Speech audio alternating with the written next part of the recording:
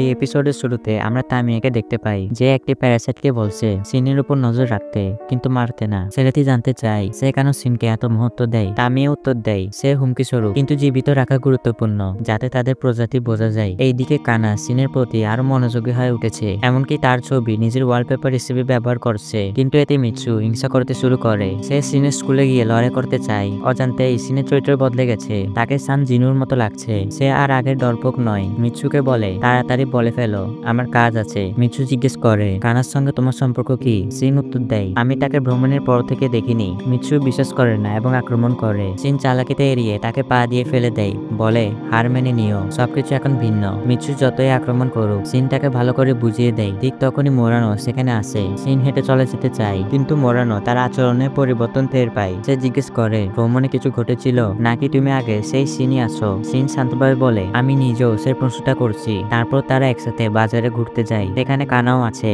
সে predict করে যে scene পাশের সিঁড়ি দিয়ে উঠবে আর সেটা সত্যি হয়। কানা খুশি হয় সিনকে দেখে কিন্তু মোরানোকে পাশে দেখে তার মন ভেঙে যায়। এরপর সিন বাড়ি ফিরে দেখে তার বাবা এখনো ভেঙে পড়া অবস্থায়। তিনি এখন মদ খাওয়ার অভ্যাস করে ফেলেছেন। সিন বলে একজন গৃহকর্মী রাখো। তার বাবা বিশ্বাস করতে পারে না কতটা ঠান্ডা স্বরে সিন কথা বলছে। সে বলে তুমি যা ইচ্ছে করো। পরের দিন মোরানোর সঙ্গে স্কুলে হাঁটার সময় সিন তার তীক্ষ্ণ শ্রবণ শক্তি পরীক্ষা করে। হঠাৎ সে কারোর সহায়তার ডাক শুনে। সে দ্রুত দৌড়ে গিয়ে দেখে রাস্তায় এক আহত কুকুরছানা পড়ে আছে। মিগি বলে এটা বাঁচবে না। সিন কুকুরটিকে তুলে নেয় যেন শেষ মুহূর্তে একটু শান্তি পায়। মোরানো সেখানে আছে।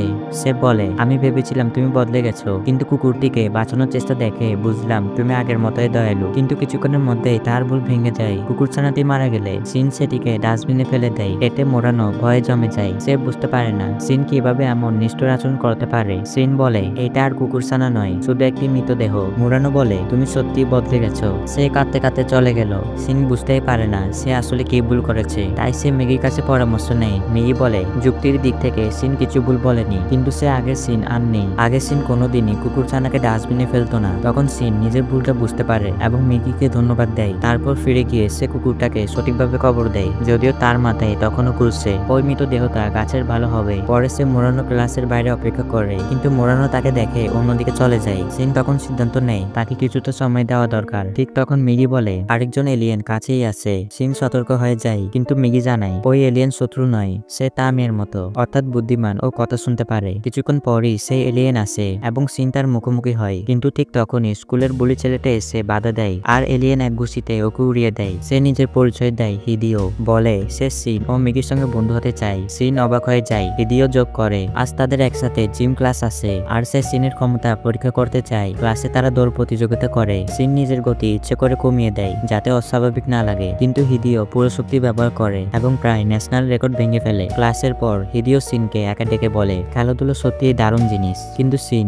এসবে কিছুই পাত্তা দেয় না। সে জিজ্ঞেস করে তামিয়া কি তাকে পাঠিয়েছে তাকে মারার জন্য? হিদিও বলে এখন আমার অন্য নাম আছে এবং হ্যাঁ তামিয়া পাঠিয়েছে, কিন্তু মারার জন্য না। সে বলে সে কাউকে আঘাত করার পরিকল্পনা করে না আর অনেক মাস ধরে কোনো মানুষের ক্ষতি করেনি, কারণ সে এখন অন্য ধরনের মাংস খেতে শিখেছে যা তার মতে সবার জন্য ভালো। সিন সেটা বিশ্বাস করতে পারে না, কিন্তু মিগি কিছুটা বিশ্বাস করে। তবে সে বলে আর কথা না বলাই ভালো, কারণ সে ঘুমিয়ে পড়ছে এবং চায় না হিদিও সেটা টের পাক। তারপর সিন যায় মোরানো ক্লাসে আবার কথা বলবে, কিন্তু প্যারাসাইটের কথা ভাবতে ভাবতে তার রাগ বেড়ে যায়। মোরানো তার কাছে আসে কিন্তু সিনের রাগান্বিত মুখ দেখে চুপচাপ চলে যায়। এতে সিন হতাশ হয়। অন্যদিকে কানা স্কুলের পর সিনের অপেক্ষা করে। সে ভাবে সিন তার আত্মার সঙ্গী এবং তার একটা বিশেষ শক্তি আছে যার সাহায্যে সে সিনকে খুঁজে পায়। সে অনুভব করে সিন আসছে এবং খুশি হয় স্বাগতম জানায়, কিন্তু দেখা যায় ওটা সিন না হিদিও। কানা হতভম্ব হয়ে যায় কারণ সে নিশ্চিত ছিল যে এটা সিন। হিদিও কৌতূহলী হয়ে জিজ্ঞেস করলো কিভাবে সে বুঝলো সিন আর তার মধ্যে মিল আছে, অথচ সে তাকে আগে দেখেনি। কানা উত্তর দিতে অস্বীকার করে। তখন হিদিও জোর করে তাকে টেনে নিয়ে যেতে চায় সত্য জানার জন্য।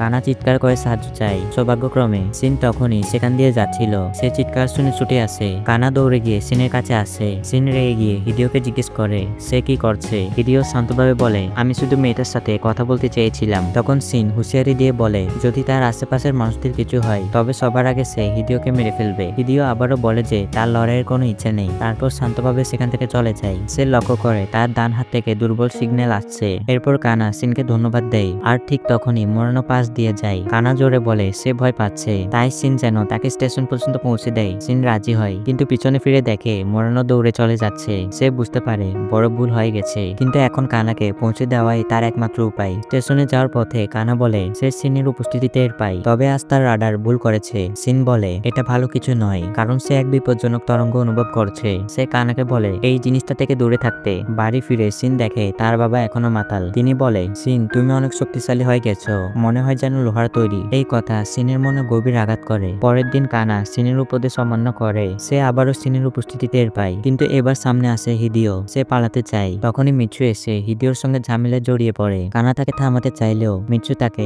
এক একান্ত জায়গায় টেনে নেয়, আর সেখানে হিদিও তাকে ভালোভাবে মারধর করে। হিদিও বলে আবার পেছনে লাগলে পরের বার মেরে ফেলবে, কিন্তু সে খেয়াল করে না সিনের বন্ধু তাকে দূর থেকে ওকে অনুসরণ করছে, কারণ তার এখন হিদিওর ওপর নতুন ক্রাশ জন্মেছে। অন্যদিকে সিন স্কুলে যায় এবং সেই নোটিশ বোর্ডের দিকে তাকিয়ে থাকে, যেখানে সে প্রথমবার মোরানোর সাথে দেখা করেছিল, কিন্তু এবার মোরানো তাকে উপেক্ষা করে। হিদিও কাছেই ছিল। সে আবারও মেগির দুর্বল সংকেত অনুভব করে, যা তাকে সন্দেহে ফেলে। সে হত্যার ইচ্ছে ব্যবহার করে কোনো প্রতিক্রিয়া টানতে চায়, কিন্তু কিছুই হয় না। তখন হিদিও ভাবে হয়তো মিগির মধ্যে কিছু সমস্যা হয়েছে, অথবা সে একেবারে বোকার মতো। সেই দিন সন্ধ্যায় সিন যখন বাসায় ফিরে আসে, দেখে তার বাবা এক সরকারি কর্মকর্তার সঙ্গে কথা বলছে। ওই কর্মকর্তা মোস্টারের গল্পে বিশ্বাস করেন। তিনি বলেন এটা জনসম্মুখে আনা যাবে না, কারণ মানুষ আতঙ্কিত হবে। তিনি আরো বলেন এটা শুধু জাপানের নয়, সারা বিশ্বের সমস্যা। তিনি কাজুকে বলেন এই প্যারাসাইটদের বন্য মনস্টার ভেবে নাও, যারা মানুষের ভেতরে লুকিয়ে আছে। তারা সিনের বর্ণনা অনুযায়ী একই ছবি আঁকায়, আর চিত্রশিল্পীটি মনস্টারটির মুখ একদম সঠিকভাবে এঁকে ফেলে। এইদিকে তামিয়া তার রূপ বদলে আরেকজন বুদ্ধিমান প্যারাসাইটের সঙ্গে দেখা করছে। আমরা যদি অবিবেচনা করে মানুষদের খেতে থাকি, তাহলে মানুষই আমাদের শিকার করবে। পুরুষটি রাজি হয় এবং বলে তুমি ছাড়া আর কেউ এমন ভাবে ভাবেনি। তামিয়া জিজ্ঞেস করে আমাদের উদ্দেশ্য কি? সে উত্তর দেয় মানুষ পৃথিবীর জন্য বিষ। আমরা এসেছি জনসংখ্যা নিয়ন্ত্রণ করতে। বাড়ি ফিরে সিনের বাবা সব সত্য কথা জানিয়ে দেয়। সিন চুপচাপ শোনে, মাথা নাড়ে, কিন্তু নিজের ব্যাপারে কিছু বলে না। অন্যদিকে চিত্রশিল্পীটি আসলে তাকাইয়ের ভাই। এক রাতে তাকাইয়ের ভাই ঘুমন্ত অবস্থায় তার খাতা দেখে এবং দানবের আঁকা ছবি দেখে ফেলে। ভাই হঠাৎ জেগে উঠে এবং বলে এটা তার তদন্তের অংশ।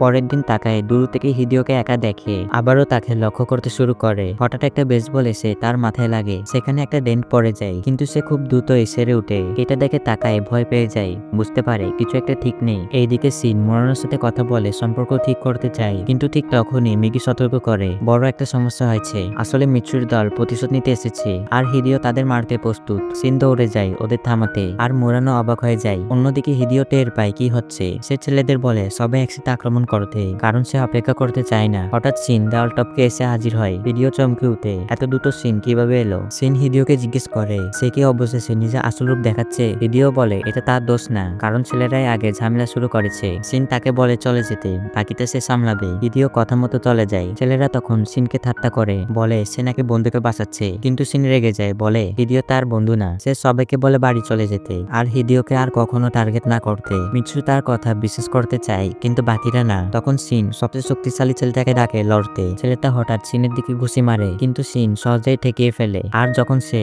ছেলেটার হাত চেপে ধরতে যায় ভয় দেখানোর জন্য, তখনই ছেলেটা বুঝে যায় ওদের পাওয়ারের পার্থক্যতা কত বিশাল। সে সাথে সাথে দৌড়ে পালায় এবং তার ছেলেদের বলল চলো আমরা জিততে পারবো না। সিন এরপর স্কুলে ফিরে আসে এবং দেখে মোরানো তার ব্যাগ হাতে দাঁড়িয়ে আছে। তারা প্রায় মিল হয়ে যাচ্ছিল। ঠিক তখনই সিন হঠাৎ তাকে জোরে টেনে নেয়, কারণ হিদিও সেখানে উপস্থিত। হিদিও জিজ্ঞেস করে সে ওই বুলিদের সঙ্গে কি করেছে। সিন রেগে বলে ওটা তোমার বিষয় না। হিদিও চলে যায়। মোরানো বলে সে তার হাতে ব্যথা দিচ্ছে। সিন ক্ষমা চায় এবং হাত ছেড়ে দেয়। সে বলে হিদিও দেখতে স্বাভাবিক লাগলেও ভেতরে সে একদম বিকৃত। মোরানো তাকে শান্ত করার চেষ্টা করে এবং বলে তুমি অনেক বদলে গেছো। আমার সিন এমন ভাবে কথা বলতো না। তুমি কি আসলেই সিন? এই কথায় সিন রেগে গিয়ে চিৎকার করে চুপ করো। মোরানো কাঁদতে কাঁদতে দৌড়ে চলে যায়। পরে সিন একটা বাসে থাকে, মন খারাপ করে। সে ভাবে তার বুকের ভেতর একটা খালি জায়গা আছে বলেই সে এমন অনুভব করছে। মিগি তাকে সান্ত্বনা দেয়, বলে তুমি এখন অনেক শক্তিশালী, শরীরেও মনেও। অন্যরা কি ভাবে তাতে কিছু যায় আসে না। অন্যদিকে তাকাই এখনো হিদিওকে অনুসরণ করছে। অবশেষে সে দেখে হিদিও নিজের মুখ বদলাচ্ছে। তাকাই ভয় পেয়ে যায়।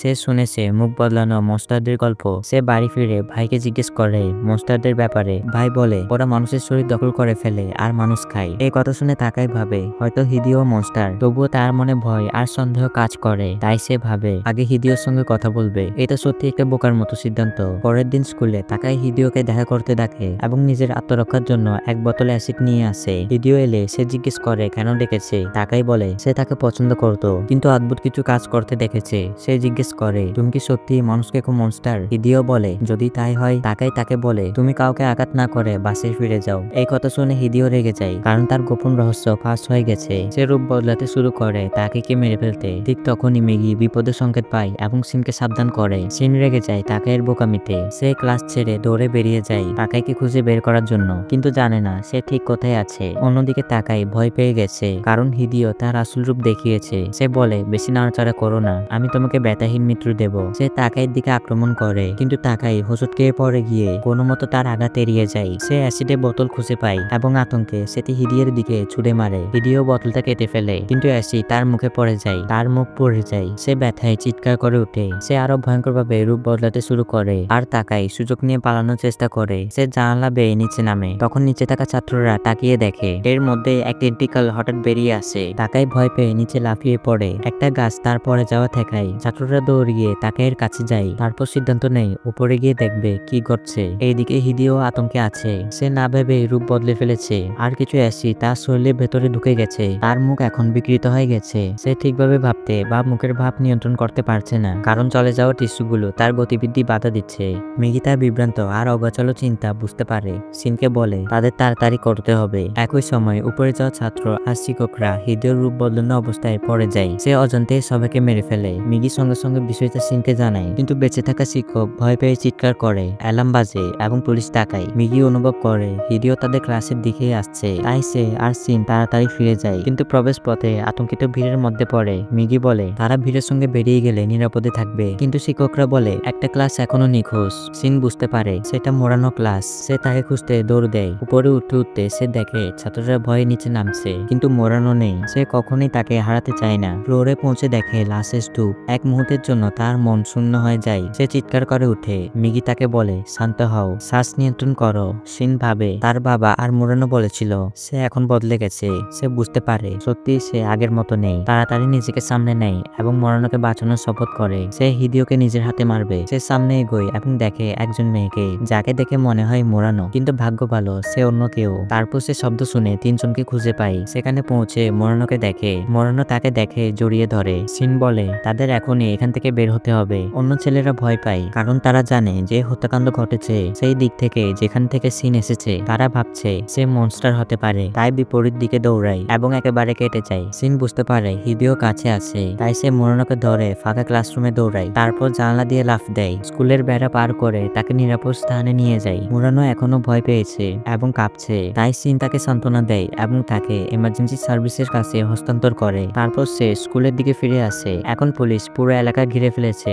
ঢোকা সহজ নয়। মিগি জিজ্ঞেস করে তুমি কি এখনো লড়াই করতে চাও? সিন বলে আমাদের দায়িত্ব এটা শেষ করা। মিগি বিশ্বাস করে পুলিশ শেষে হিদিওকে ধরবে, কিন্তু সিন দেখে হিদিও কয়েকজন অফিসার হত্যা করে এবং ছাদে চড়ে যায়। সিন ঠিক করে হিদিওকে হারানো একটা মাত্র উপায় হলো স্নাইপিং। সে 300 মিটার দূরে যায় যাতে ধরা না পড়ে। ধৈর্য ধরে অপেক্ষা করে। হিদিও ছাদে উঠে। তারপর সিন মিগির সহায়তায় একটি পাথর গুলির মতো ছুড়ে হৃদয় ভেদ করে। পুলিশ পরে তার মৃতদেহ খুঁজে পায়। সংবাদে বলা হয় হিদিও মাদকাসক্ত ছিল এবং বিদ্রোহী হয়ে উঠেছিল। সরকার সত্য ঢাকতে চায়। মিগি বলে এটা বুদ্ধিমানের কাজ, কারণ মানুষের মধ্যে প্যারাসাইটে চিহ্নিত করা সাধারণত সম্ভব নয়। সিন বলে আমাদের এখন মানুষদের সাহায্য করতে হবে, কিন্তু মিগি অস্বীকার করে এবং মনে করায় সে শুধু নিজের বেঁচে থাকার জন্যই চিন্তিত এবং নিজের পরিচয় রক্ষা করতে চায়। একই সময় সরকারি কর্মকর্তারা গোপন বৈঠক করেছে কি করা উচিত। কেউ বলে প্যারাসাইটদের কথা সবাইকে জানানো উচিত, তারা ভাবছে কিভাবে চিহ্নিত করা যাবে। এক বিজ্ঞানী বলেন প্যারাসাইটদের কোষ শুধু রক্ত পেলে বাঁচে, বিশেষ করে ছোট অংশ হলে। তিনি বলেন চুল তুলে দেখা সহজ পরীক্ষা।